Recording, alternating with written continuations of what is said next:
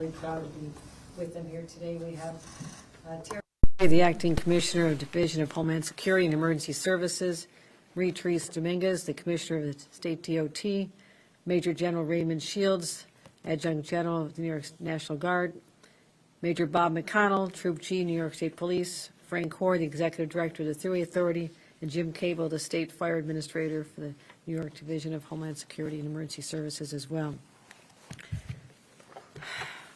Well, on this day of blazing Olympic glory, New Yorkers are so proud of Team USA, with both the men and the women winning the gold. We're especially proud of the New Yorkers who contributed to making this history. And it's a point of personal pride for me as probably one of the few people in this room who actually watched the 1980 game. I was a student at Syracuse University, and my job with the Varsity Pizzeria was to have the microphone and call out play-by-play of the game. Normally I called out the numbers of the pizzas, but I called out since it was on the radio.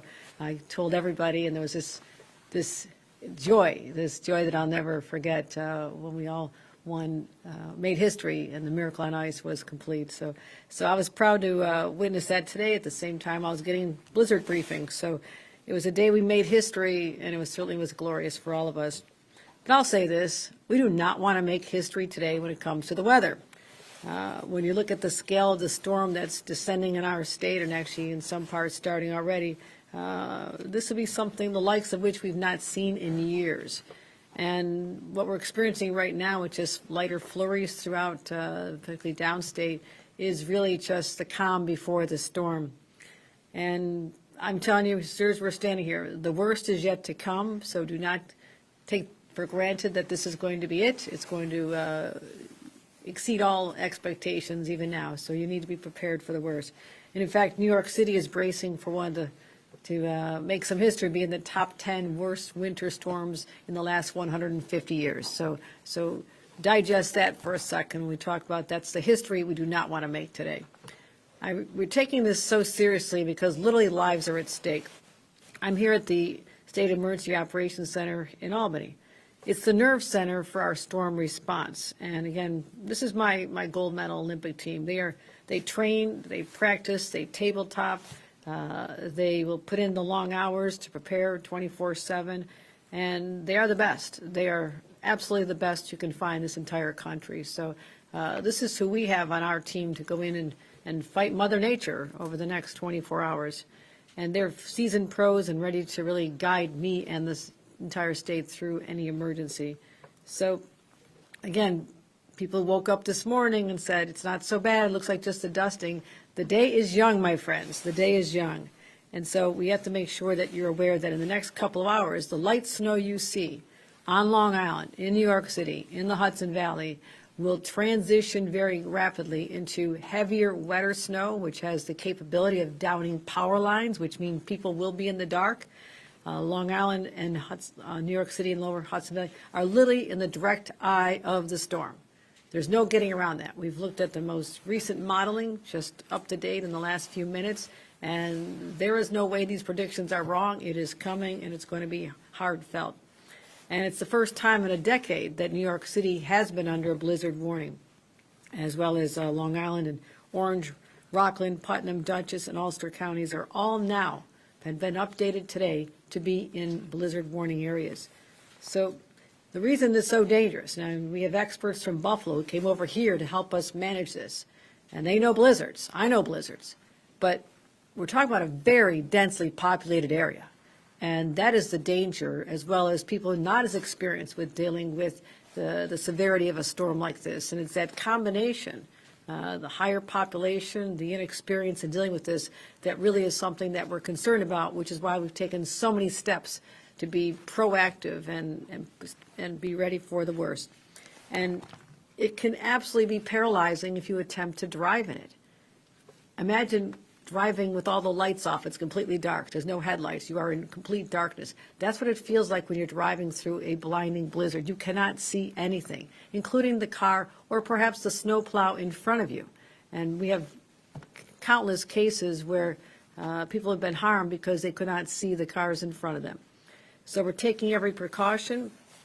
Local bans will be going into effect later tonight. We want people off the roads. You should be doing this voluntarily, but we have the state police who's going to enforce this, so be aware of that. New York City, 9 p.m. till noon tomorrow. All of Long Island, 9 p.m. till 9 a.m. for sure, and Westchester, 9 p.m. until 10 a.m. tomorrow. So that means wherever you are in this region, you're 9 o'clock tonight, you'll have to stay there.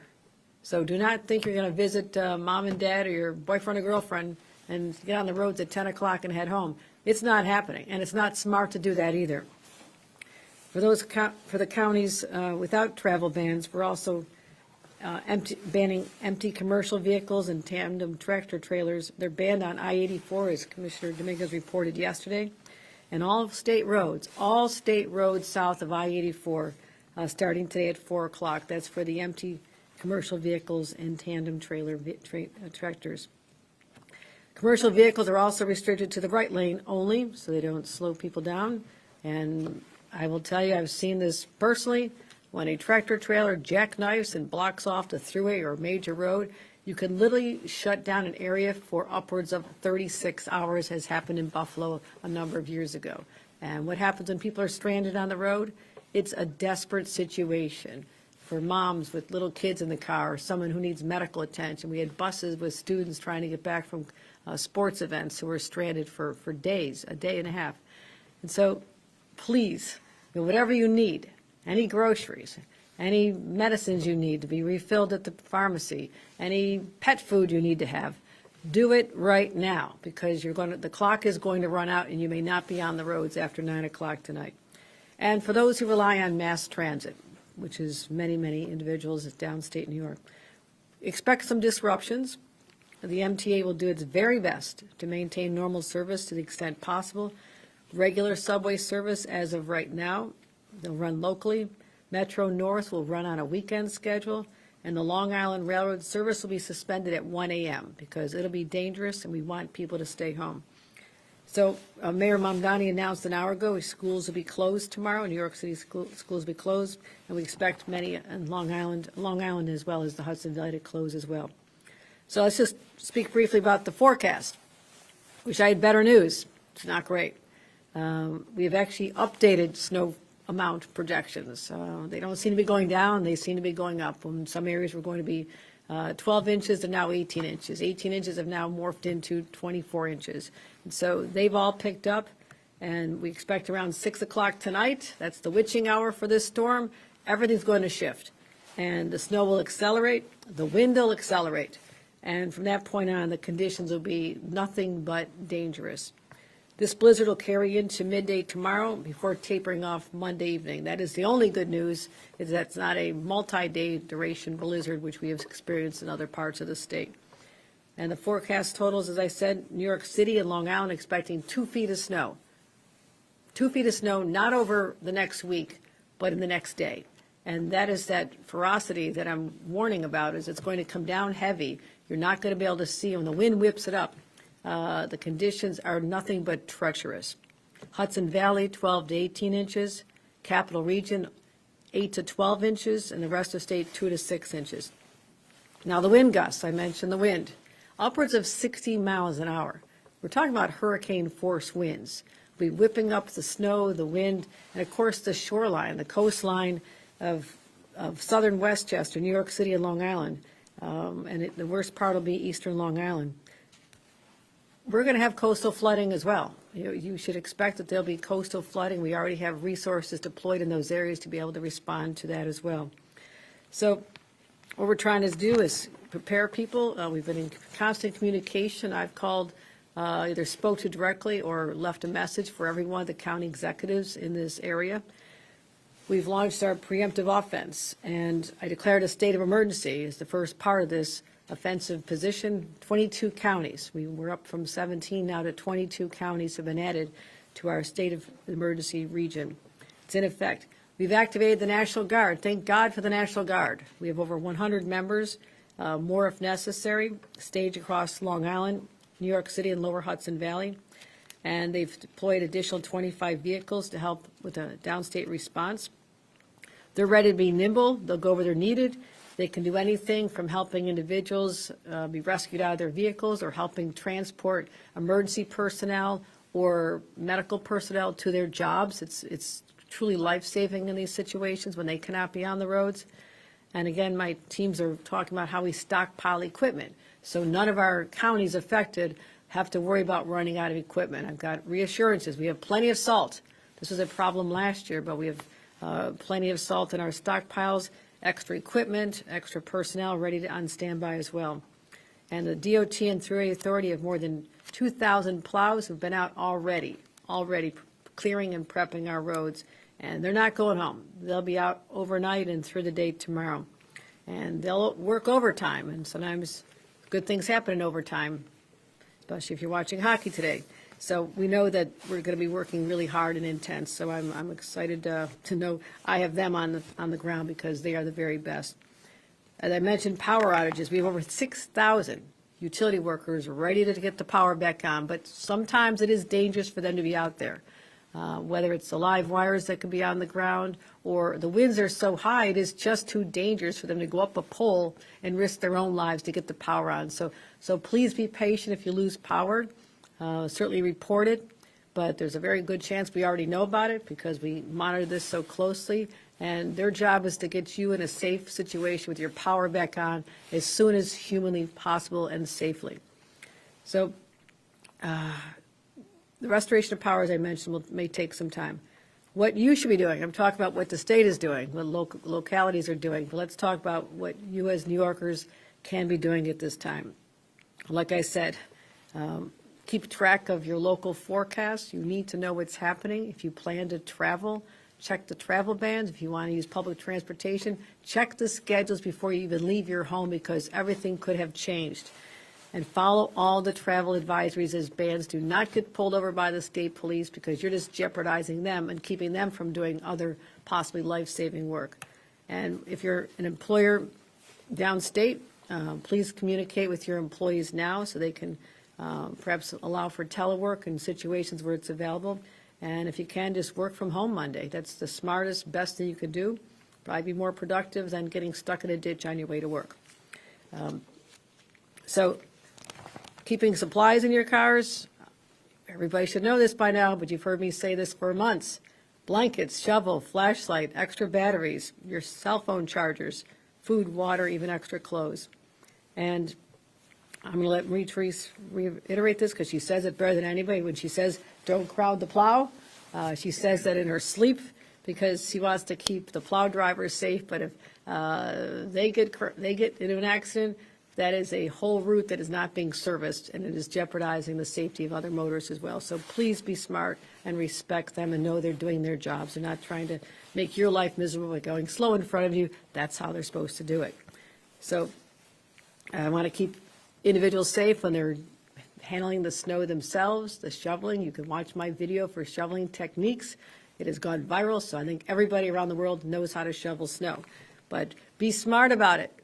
Don't lift too much, just a little bit at a time. Just start earlier in the day and don't wait till there's 2 solid feet on the ground before you start it. Try to jump out every couple of hours and remove what you have there. Temperatures should improve a little bit, but that being said, you need to check on your neighbors, bring them some food, make sure they have what they need. If their power goes out, certainly check on your elderly neighbors or moms with little kids, and take care of your pets. Don't let them outside for a long period of time. So we're expecting the snow should melt.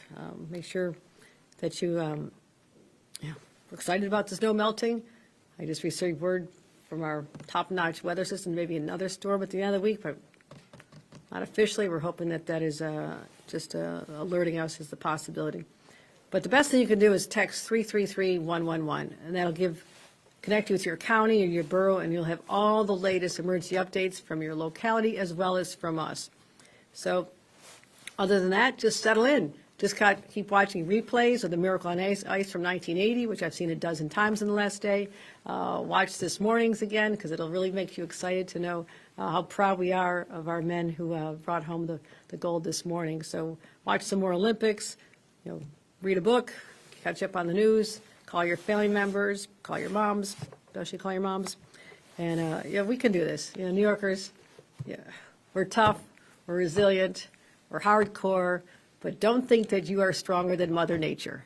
Okay? Do not try to outsmart Mother Nature. Stay home as much as you can. Enjoy the time either by yourself to just recharge, or with your family members. And so that's the best advice I have for you. And next time we talk, we'll probably be in the throes of the blizzard, which is just a few hours away from really gathering steam here. So I really just want all these New Yorkers to be safe. That's my number one priority. And with that, I'll turn it over to Terry O'Leary. Thank you. Thank you, Governor. And Governor, thank you again for coming and visiting the EOC. Your commitment to emergency management, supporting the state staff, both within the Division of Homeland Security, as well as our other state partners, DOT, National Guard, Thruway, State Police, it speaks volumes to your commitment to emergency management, preparedness, as well as the partnership with our local county partners. Emergency management really is about partnerships. It's not a competition, and you have set a positive tone right from the top on that. So thank you very much for that. As you saw with the EOC, the staff that is sitting on the floor right now are receiving reports from the National Weather Service, who is present, from the NICE work at UAlbany, who gives us more detailed, bespoke forecasts when we ask for it, as well as the Department of Public Service, Department of Transportation, Thruway Authority, National Guard, and other state agencies, making sure that we know where our resources are. Based upon the shift in the forecast with the blizzard warnings extending further up the Hudson Valley, we have made resource changes as well. We have moved additional tracked UTV vehicles into the Hudson Valley to support those operations. And this is in addition to the Haglund, the high-tech snow and ice rescue vehicle you saw yesterday, which is staged on Long Island, along with state fire and state police staff that are prepared to engage in search and rescue crews. The National Guard is staged at 3 separate locations. They were staged at JFK as well as Fort Hamilton, and they are also now on Staten Island with vehicles that can also help with search and rescue, as well as transportation of critical individuals and staff that may need to move around in those areas. And they will be ready to deploy to Long Island as well. We are going to see high winds. The gusts will be up to 70 miles an hour, possibly, certainly 60 miles an hour on Long Island, where they have overhead utilities. There will be downed power lines. If you see a downed power line, do not go near it. Stay at least 30 feet away. Treat it as if it is live, and please call 911 to notify them so that no one else gets near this danger as well. The Department of Public Service has continued to work with the utilities, and as this forecast continued to get worse and worse, the utilities have brought on additional staff. On Long Island, PSE&G has brought on approximately 300 additional staff. Con Ed has brought on over 50 additional staff in the city, and NYSEG is also bringing on additional staff in the Hudson Valley. They can't do their work when it is extremely windy, so you will have to be patient. Have a plan. If you're going to use a generator during a power outage, make sure that that generator is not inside and not under any windows as well. Make sure that you use it safely and make sure that it actually works. Test it before you need it. You have a couple of hours before the storm starts in earnest. Here at the division, we activated our Fire Operations Center. One of our emergency service functions is search and rescue. It is overseen by the State Fire Administrator and the Office of Fire Prevention and Control. They will work with both local, county, and state resources to help conduct any search and rescue missions. But it is of the utmost importance that you not go outside during the blizzard. This is not just a super snowstorm. A blizzard is a different type of storm. The wind is disorienting. We will see snow fall at 2 to 3 inches an hour, at some portions even 4 inches an hour, which can be a whiteout condition. When you add in 50-mile-an-hour winds, you will not be able to see the front of your car. You won't even be able to see the hood. You should not be going outside. You should not be driving, and you should even be careful about walking from one place to another. You can become disoriented very quickly, and with the wind speeds as high as they are, you become disoriented. Even though the temperatures will be in the 20s, hypothermia can set in within 30 minutes. Finally, one of the last preparations is that the Office of Employee Relations is notifying state workers that are working in the affected areas that non-essential workers should work remote tomorrow if at all possible.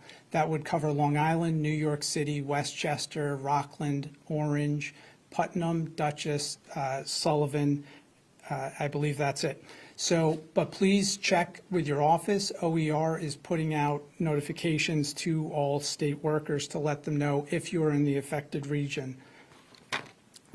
Most importantly, stay off the roads, allow the plows to do their work, allow the state police to do their work, and watch the replays of the U.S. men's win as well as the women's win, which was led by a goalie from Westchester County, celebrating New Yorkers' successes. And Governor, again, thank you very much for all the support so far and going forward. It's been fantastic to see the team come together under your leadership. Thank you. At this point, I'll turn it over to Commissioner Dominguez. Thank you, Chair. All right, Governor, we had a chance to kind of give you an overview a few minutes ago of exactly how DOT operations are going on right now across the state. But just to kind of reiterate, we've been preparing for the last 3 days, even as the shift in the forecast has been so significant, to make sure that we've got personnel from across the state prepared to address this blizzard situation that we're facing. Keep in mind, not only do we have personnel that have been pre-positioned across the state, particularly in the Hudson Valley and Long Island, but we've also got equipment ready and operational, and we've got the people there to help support and make sure that our equipment is indeed running 24/7. That's important because the level of snowfall that we're going to be seeing is rather significant. And so in order for our plow operations to be successful, one, we need people to stay off the roads.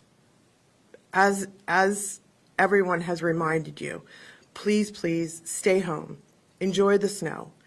Someday it will be spring, and we'll all look forward to it. But for right now, we want to make sure that you're home, you're safe, you're warm, your pets are there, etc. Allow us to do our job. And Department of Transportation has some of the best snow fighting personnel in the entire country. Our snow fighters are expert at what they do, but in order to do their job successfully, they need to access to the roads. Please stay off the roads. That goes for all of our partners with state police, thruway, etc., emergency services. It's going to be an extreme weather event. Please act accordingly. It really will make a huge difference. Governor, as we talked about, we're in coordination not only with the states up and down the East Coast, but all of our county and local governments. And that level of coordination and communication is terribly important to make sure that we're looking at operations across the board. I think the last thing that I just want to make sure is just a quick reminder, especially for commercial vehicles. It's important that commercial vehicles, as of 4 p.m. today, all commercial empty tractor trailers and tandems are banned from travel on I-84 and all roads south of I-84, including the thruway. That means if you're on Long Island Expressway. It also means I-95 rather, going through New York City. So all of the commercial vehicles will be restricted to right lane only in these conditions if you're at I-84 or south. So please abide by the commercial vehicle bans. They're really important so that we, again, can do our job. And if for some reason you have to be out, recognize the plow drivers have a job to do. They're out there to keep the public safe, clear the roads. Please stay out of their way. We've got very sophisticated equipment. Don't crowd the plow. We've got plow trucks with literally wings on both sides. They've got tows behind them. It's a very robust operation. We don't want you and your vehicle to be hurt, and we don't want to be in the situation where you're colliding with a plow. So please, steer clear of the plow. Let them do their job. Don't crowd the plow.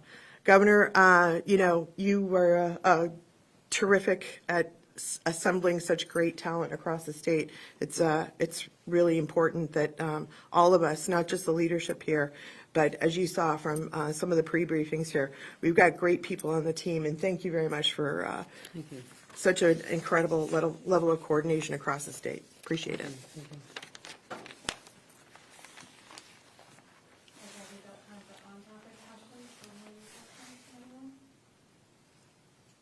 All right, thank you for your coverage, appreciate it. Stay safe.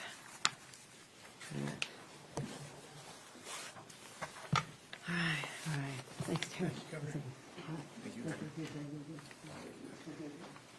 Thank you, Governor. Appreciate it.